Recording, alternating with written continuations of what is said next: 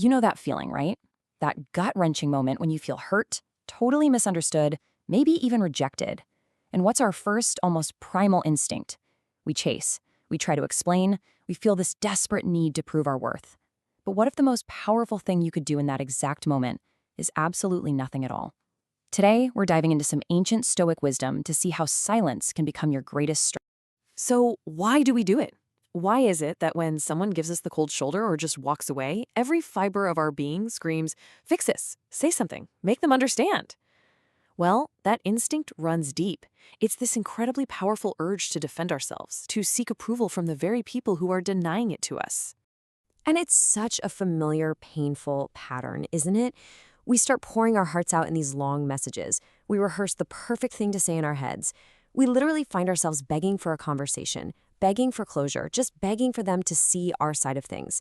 But this reaction, which feels so much like courage in the moment, is actually the very thing that's draining our power. And this right here, this is the core idea we're exploring. On one side, you've got that common instinct to chase, to react, to explain.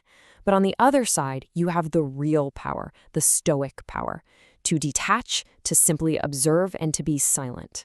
Now, this isn't about being passive or weak. It's about choosing a completely different and way more powerful response. So let's break this down. First, let's talk about why that instinct to chase is really a form of weakness. It feels like we're fighting for a connection, but a lot of the time, we're just fighting a losing battle with ourselves.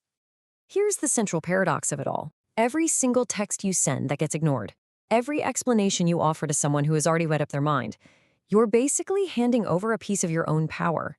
You are in effect saying, my peace of mind depends completely on your response. You know, the ancient Stoics were all over this. Epictetus just nailed it when he said that the more we value things outside our control, like someone else's opinion of us, the less control we have over ourselves. We essentially put our own peace in their hands. And let's be honest, that's not peace. That's a prison. Okay, so if chasing gives your power away, how in the world do you get it back? This is where silence becomes your greatest tool. And it's not about ignoring the problem. It's an active strategy for taking back your self-respect. See, Stoic silence isn't just about being quiet. It's a conscious choice. It's a form of discipline that says, I value my own peace more than I need your approval. And for people who thrive on getting a reaction out of you, this calm strength is genuinely unsettling. It completely robs them of their control over your emotions. So many of us get stuck in this painful loop, right? Especially when we're searching for closure. You demand to know why. They've hit you with avoidance or just plain silence, and you end up feeling even more hurt and rejected than you did before. Chasing closure from someone who isn't willing to give it is, at its core, a form of self-betrayal. And this is the critical turning point. True closure doesn't come from some final perfect conversation. It doesn't come from an explanation they give you. It comes from the moment you decide to stop asking. It's the silent acceptance that their action or their inaction is the only answer you're ever going to need. I mean, this just perfectly illustrates the Stoic mindset. Marcus Aurelius reminds us that our pain comes from our judgment about something, not the thing itself. Silence creates that crucial space to just step back, separate your emotions from your core values, and take back that painful judgment. That's how you regain control. Now, beyond just reclaiming your power, silence has another incredible function. It acts like this powerful filter, stripping away all the noise and deception and showing you the reality of a situation.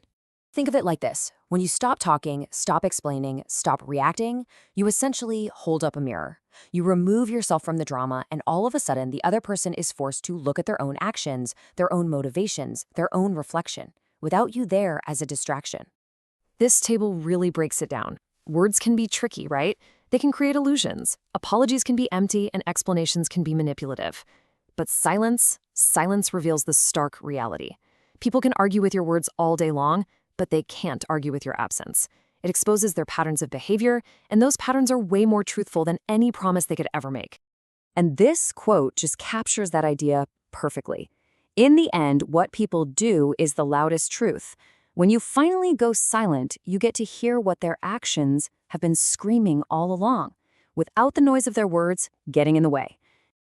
Honestly, your silence is an incredible diagnostic tool. Just step back and watch. Who reaches out with genuine concern when you go quiet? Who vanishes the second you're no longer a source of energy for them? And maybe most telling, who gets angry because their old tricks to provoke you just don't work anymore? The answers tell you everything you need to know. So this brings us to the ultimate expression of this whole philosophy. Choosing silence isn't just a tactic, it's a statement. It's a statement of profound self-worth and unshakable confidence. Just think about that for a second. True, deep confidence doesn't feel the need to justify its own existence. It understands that you don't owe an explanation to people who are committed to misunderstanding you anyway. Your peace is the priority, period. And here's Marcus Aurelius again, reminding us just how precious our energy is. Every single moment you spend trying to convince someone else of your worth is a moment of your one life that you will never, ever get back. The most powerful move you can make is to redirect that energy inward, towards your own growth and your own peace. And really, it all boils down to this one singular, powerful truth. Losing people who were never really capable of seeing you for who you are, well, that isn't a loss at all. It's an alignment.